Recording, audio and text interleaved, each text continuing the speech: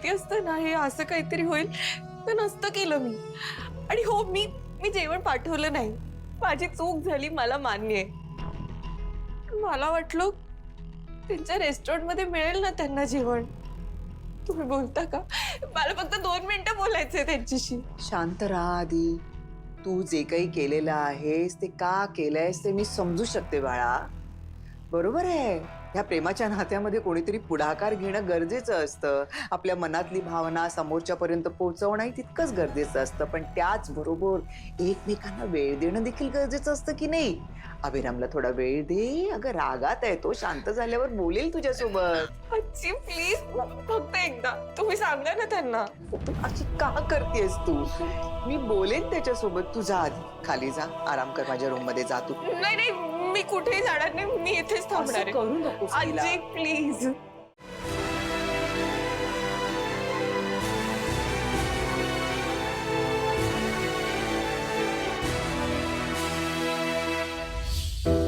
वहिनी, बघितलं, तुम्हाला जे जमलं नाही ते मी करून दाखवलं. मी? आम्ही. हा. ह्यालाच म्हणतात तोंडघाशी पडणं. नाही नाही वहिनी, तुमची म्हण चुकतीये. ह्याला म्हणतात सुंटे वाचून लव्ह स्टोरी जाणं. सरू, काय आहे हे? तुम्हाला नाही कळली का म्हण? नाही कळले. मी एक्सप्लेन करते. आपल्याला काय हवं होतं? एजे लीलावर चिडावेत, आणि एजे लीलावर चिडलेत. आपल्याला हेच तर हवं होतं.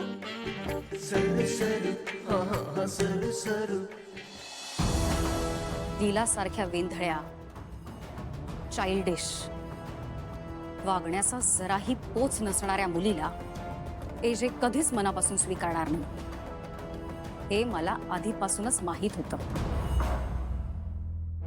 ह्याच्यावर फक्त आता शिक्कामोर्तब झालंय.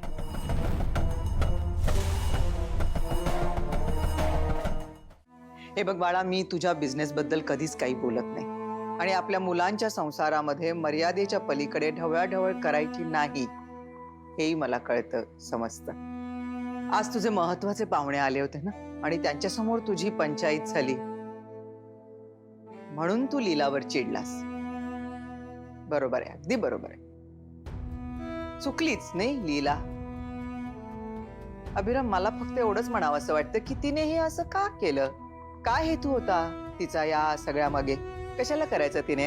हा अभिराम, तिला तुझा सहवास हवासा वाटला म्हणून तिनं रूम लॉक केली. तिला तुझी काळजी वाटत होती म्हणून ती 1 मिनिट का होईना तुझ्यासोबत बोलण्यासाठी ती सारखी तुला फोन करत होती.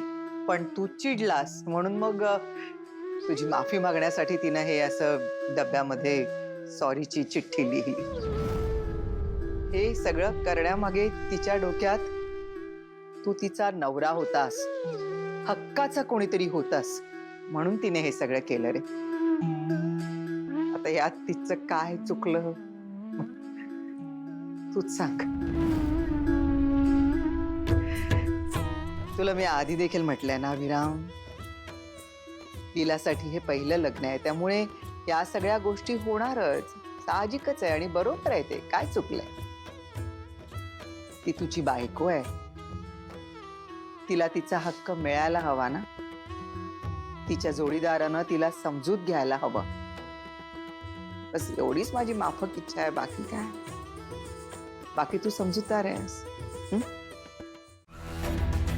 मला असं कळलंय की आपल्या घरात नवरा बायकोच्या नात्यावर एक क्रॅश कोर्स सुरू झालेला आहे. मलाही तो जॉईन करायला आवडेल. पण त्यासाठी एक्झॅक्टली काय फॉर्मॅलिटीज आहेत लक्ष्मी, ते तू मला सांग. याआधी लीलाच्या स्वभावाचा तुम्ही फायदा घेतलाय आणि मी तुम्हाला वॉर्न करून सोडून दिला, पण तरीही तुम्ही काही सुधारला नाहीत.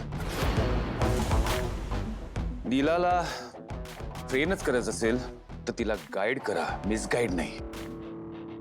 तर आता सांगा, तुम्हाला नक्की काय शिक्षा हवी आहे? पण जे आम्ही असं काहीच केलं नाहीये.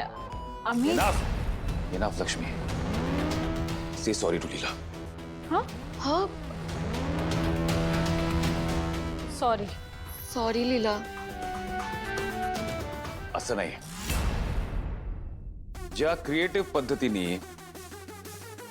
तुम्ही लीलाला सॉरी म्हणायला सांगितलं त्याच पद्धतीने तुम्ही आता लीलाला सॉरी म्हणणार आहात.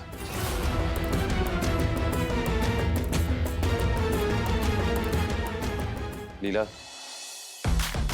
तिथे मागे टेबलावर 2 बुक्स आहेत. त्या या दोघींना दे.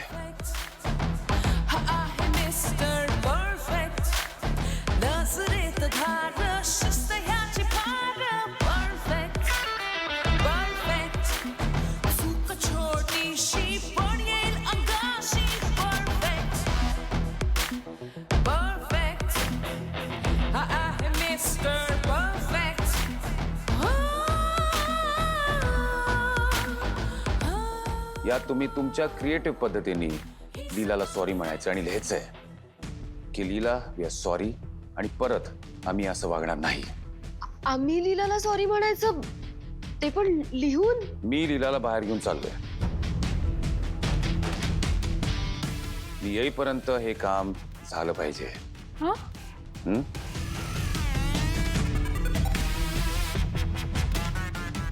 आपण बाहेर चाललोय.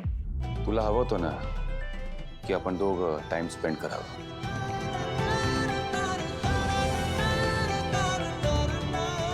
ॲज फ्रेंड्स आपण ते करू शकतो.